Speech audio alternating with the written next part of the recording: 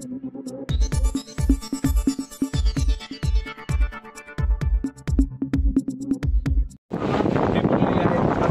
दोन्ही बाजूला एकदम छोटा असा चिंचोळा रस्ता आहे।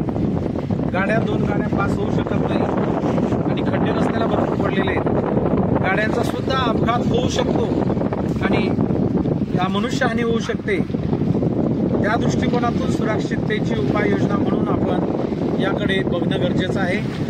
जिल्हा प्रशासनाने त्याचबरोबर ह्या कळवण मतदारसंघाचे लोकप्रिय आमदार माननीय नितीनजी पवार साहेब जे जनतेच्या गळ्यातले ताईत आहेत आणि एक कार्यसम्राट कळवण तालुक्याचे आमदार म्हणून मी साहेबांना विनंती करेन की आपण या जनकापूर डॅमच्या पर्यटन स्थळाच्या दृष्टिकोनातून विचार करता या ठिकाणी सुशोभीकरण असेल, त्याचबरोबर सुरक्षेची यंत्रणा असेल,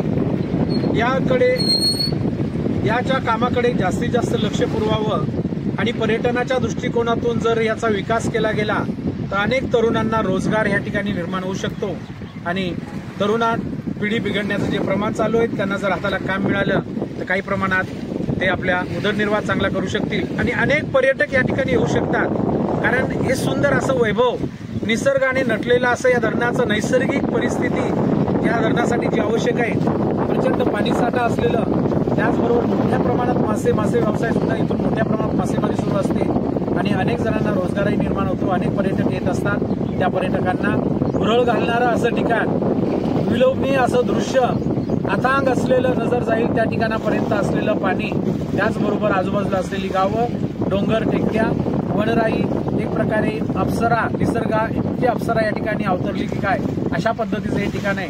तेव्हा जिल्हा प्रशासनाला मी विनंती करेन पुन्हा एकदा की आपण ह्या पर्यटनाच्या दृष्टिकोनातून याचा विचार करता या ठिकाणची सुरक्षा यंत्रणा असेल, बंद पडलेल्या अवस्थेत असलेले सीसीटीव्ही कॅमेरे असतील, त्याचबरोबर आजूबाजूला वाढलेलं गवत, कचरा हे सगळं स्वच्छ करून एक कायमस्वरूपीचं पर्यटन केंद्र विकसित करण्याच्या दृष्टिकोनातून सुशोभीकरण करावं असं मी माननीय लोकप्रिय आमदार आमच्या मतदारसंघातले कळवणचे नितीन भाऊ एटी पवार, कारण एटी पवारांचं ह्या धरणामुळे परिसरातील शेतीसाठी लागणारं पाणी, सिंचनासाठी लागणारं पाणी पार मालेगावपर्यंत पुढेपर्यंत पाटप कालव्याद्वारे नेलं जातं। आता ह्या सगळा परिसर जर बघितला आपण तर या ठिकाणची अस्वच्छता असेल, त्याचबरोबर पर्यटनाच्या दृष्टीने ज्या पद्धतीने हे ठिकाण विकसित करायला हवं आजूबाजूला, त्याकडे प्रशासनाचं दुर्लक्ष होतं की काय असं लोकांच्या मनात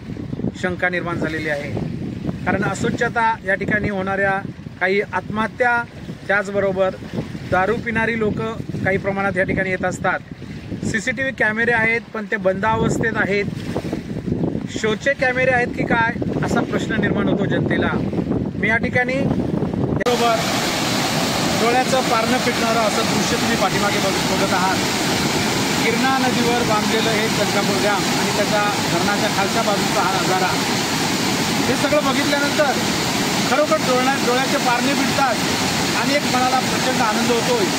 या ठिकाणी फेसाळणारं पाणी, धबधबे आणि वाहणारी नितळ नदी आणि आजूबाजूला असलेलं निसर्ग सौंदर्य, मासेमारी करण्यासाठी नदीमध्ये लावलेले जाळे आणि माझ्या पाठीमागे बघताय तुम्ही धबधबे पडतायत, पाण्याचे फवार तुषारे जोरात उडतायत। एक मनाला प्रचंड आल्हाददायक आणि मनाला भावणारं असं एक वेगळ्या पद्धतीने हे नयनरम्य दृश्य, एक प्रकारे आपण सुंदर अशा ठिकाणी आहोत आणि याचा आनंद घेण्यासाठी आपण जरूर या जनकापूर डॅमला भेट द्या आणि याचा सगळा आनंद धबधब्याचा असेल, या दृश्याचा असेल आणि गिरणा नदी, या नदीला मोठा इतिहास आहे आपल्याला माहिती असेल।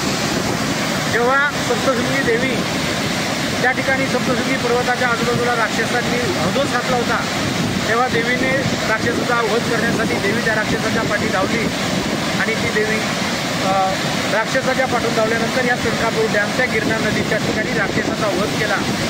हे ते पवित्र ठिकाण राक्षस प्रवृत्तीचं वध करणारी सप्तशृंगी माता आणि लोकांना सुखी करण्यासाठी दिलेलं तिने हे घेतलेले कष्ट असं हे पवित्र असं ठिकाण, या ठिकाणचं हे नैसर्गिक दृश्य, काळा खडक आणि सुंदर असं हे दृश्य आपण बघताय. आजूबाजूला पाण्याचे प्रचंड फवारे उठत आहेत.